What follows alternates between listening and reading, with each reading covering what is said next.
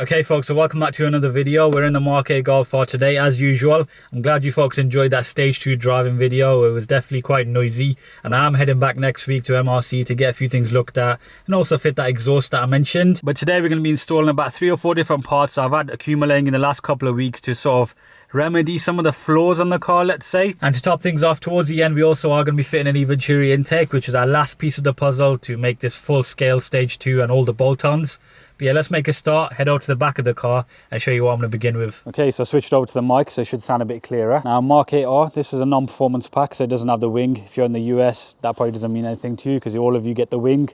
Lap is blue. I've already fitted the springs and it's on new speed RSE 10s. Now you may have noticed in the transformation video I did fit an aftermarket spoiler which sticks on top of this to sort of replicate the Club Sport or Performance Pack spoiler, but unfortunately it started lifting here on the edge. It didn't completely lift off, but I just didn't want to take the risk of it flying off when I was on the Autobahn. I did consider using some different adhesive, but I thought in the end it's just best for me to go for the genuine item, and that's what I got over there. So yes folks, this is a genuine Performance Pack spoiler. It's brand new, got it from the US, which is ironic because it came from Germany originally. I did try and order it locally, but I had no luck there. It was on back order and they could have given me a definitive answer. So I ended up getting this from the guys at BMP Tuning. They had this on the shelf ready to go. I did have to pay a bit extra in terms of shipping and paying duty costs, but I just really wanted to get it fitted because I feel like the car is just a bit soft looking. It's mainly because of the angle of this rear window. It's more sloped. It's a bit like a Cupra, which looks okay on a Cupra, but on a Golf it looks a bit odd. I did actually get a photo of this next to a Mark 7 R at MRC Tuning last week,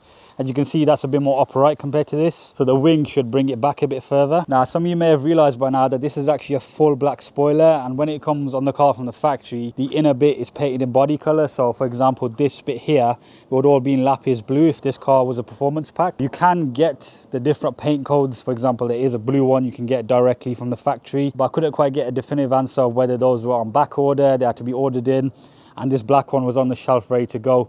And because I've got like a black and blue theme, I sort of stealth out this whole kind of section rather than it being just a lip that's in black. Either way, we'll make a start on this. I'll show you the full process. It is a bit wet here, but we should be okay. Get the camera on a tripod. Okay, let's get this open. I do apologize about this reflection. There's not much I can do about the sun. Just glad it's not raining. You just pull off. Same here. I'm so used to taking interior trim panels off now because of that one series. So from what we can see, we've got a number of 10mm here in these gaps which are holding the spoiler on. Yeah, it looks like we've got a Torx there. Another one on the opposing side. And then of course we're going to have the wiring in the middle here, presumably for the brake light. Undefeated, mate, undefeated. All 4 are out. We also have this little rubber grommet which is hiding something. 10mm. Make sure you put this back on afterwards. Okay, so that's pretty much the Torxes and 10mm nuts done. The next thing we need to do is pull through the wires and sort of hoses that are required for this job. Here we have it. It's got this weather strip here at the back, which is good. We need to make sure none of these things get damaged. This is normally all secured in there. I've just pulled it out. We've got these 2 here. One which is a hose and one which is a connector. That looks to me like it's this here and that there. And then that will go through that gap. No need to use any picks. Same, or you can just use your hands. Sorted. Let's close the lid. This is the nerve-wracking bit. I gotta just pull it off. Try not to damage the rest of the car. Easy DIY this is. Quick look at a MK8 R without any spoiler. I don't even know what to say. It just looks funny. Should give this a bit of a clean ideally before I put the new one on. Look at the way the glass is made as well. It has this very sharp,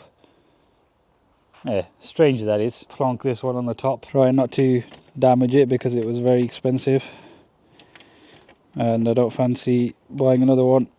Well, I won't be. Right, is that it?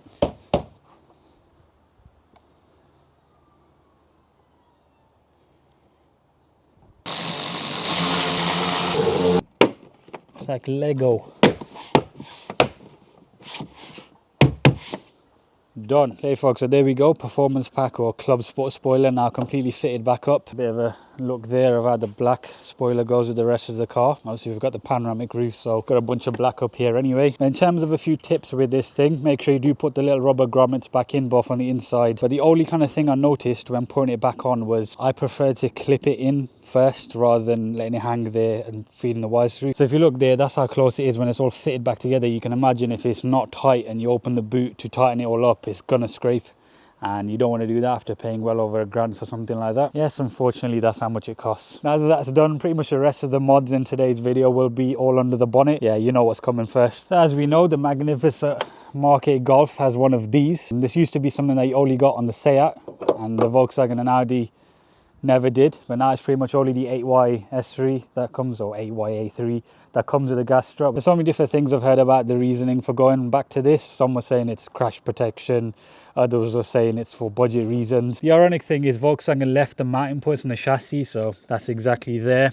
And pretty much all you got to do is bolt something into this part here, and you can pretty much delete this. So I've decided to just go for the racing line kit. It seems to be the one that's most straightforward. Got a gas strut, and then this little pin for the other end. Paid around £70 for this, even though it's something that should have been on the car, but no more complaining after today. So that end bit apparently goes here, which is a 10mm nut. Take that off, screw this on. There are a few different kits on eBay, but I thought I'd just get the one that seems to be the most comprehensive. I've seen some people put Mark 7 ones in. Ultimately, if you go to the dealer and buy all these bits new, it might end up costing close to 70 quid anyway. And just like any strut, goes straight on. You have to push this upwards to get it on. Sorry, I think that was out of shot, but it's hard to get all of it in shot anyway. But this thing, you pretty much just remove it now.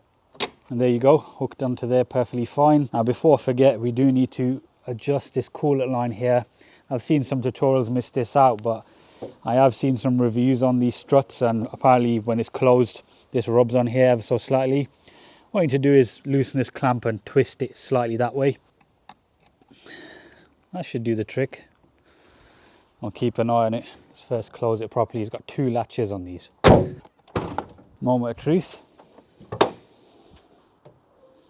It's a bit stiff, but it works. It's these little things that make the whole experience so much better. The bonnet strut, the spoiler. I'm going to get on some really exciting stuff next. And make sure you are subscribed to the channel if you haven't already done so. Right, so moving on to the intake next. We've still got the stock airbox in the car, along with the original filter, the snow grate, the original intake pipe, which is different to the Mark 7. And as per usual, I've gone for an EVENTURI intake, so big shout out to them as usual for supporting the channel. This is a completely redesigned unit for the Gen 4 EA888. We fitted one of their kits to the Mark 7 GTI, but it was mainly just a filter over here. You may actually notice some similarities in the design with one of their other intake kits.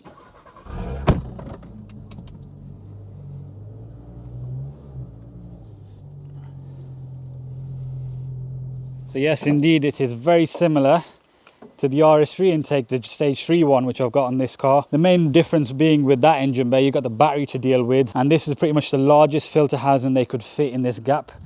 Uses all the space possible. I will leave a link to Bilal's development video down below. He explained how he designed it, etc. But yeah, the duct is the biggest introduction of the Gen 4 intake. Now there is one other thing in this box from EVENTURI, which you might be able to guess what it is. It fixes another flaw in that engine bay. But let's get this fitted first. All right, removing the stock airbox. Got a clamp here, which we will put over there. Vacuum pipe. Easy enough. Slowly get these coolant lines out. This is a 7. Easy enough. We have got something under here. Now on top of this thing, EVENTURI provide this nicely machined adapter if it ever focuses. Nice click. Right, so this is the inlet pipe they provide. It's made out of silicone. It's a pretty beefy thing. In terms of the actual inlet itself, you keep the original one, unlike the Mark 7 where you had to change it out because it was quite restrictive. All right, next thing you need to do is remove this duct here. Removing T25s from a Golf is a pretty therapeutic thing. Be careful of this coolant line. Don't get too carried away. That's simple. Then the lovely duct, which I presume slides in. This is looking nice. And now the best bit, putting in the filter housing itself. EVENTURI logos there, serial numbers, all very high quality as expected. Just need to remove this 13mm nut on the battery, because you just got to reuse it to secure the filter housing. Trying not to scratch this. Yeah, it's pretty much identical to the RS3 one in terms of the way this goes around. This being separate, the reasoning for it is of course the engine will flex as it drives and moves around, and this is fixed to the front panel. So you want a bit of play, a vacuum pipe in the side. Okay, so I've got it as snug as I can. It might need a little bit of an adjustment once I've gone for a drive, but we'll tighten the stuff up for now. It's relatively straightforward if I need to anyway. Yeah, that looks absolutely amazing, that does. Nice and clean as well. Can't say the same for that. I need to give it a bit of a detail. But what we'll do now is I'll turn the car on, let it idle for a bit so it warms up, and we'll get some revving shots.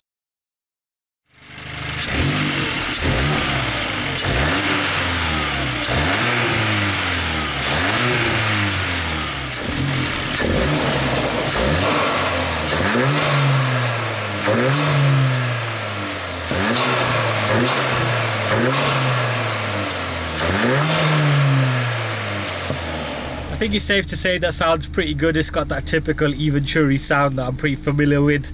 Love putting a take on a car. It just adds that extra bit of character that you want. But we have got one final thing to do. Now, for those of you familiar with the Mark 8 and all its flaws and bonnet struts and whatever, you may recall when they first came out, they did have an engine cover on there. It was this pretty horrible, generic, flexy plastic thing. And the reason why mine doesn't have it is because it was removed before I bought it due to a recall. So essentially what happened was they were catching fire. So Volkswagen's answer to that was to simply remove it. I think since then it has been a revised one, but it's just as boring as the original. So the guys at EVENTURI have got a solution. And here it is, a fully carbon fiber engine cover. It's not a skinned original one or anything like that. It's completely carbon. Just brings that extra bit of quality to the engine bay. Pretty stealthy, got their logo down here. And it just fits on as you would expect. So we'll do that right now. 2, and the back ones, 3. Lovely stuff. Yeah, this engine bay is totally different now, isn't it? All these ideas I had of a Mark 8 R build in my head before I got one, they just all come into fruition. I wanted like an OEM plus kind of club sporty looking R just in lapis blue. But yeah, that's pretty much all the parts we were going to be fitting today. The best thing we can do now is insert one of them montages so you can see it all in slow-mo, and then we'll wrap up after that.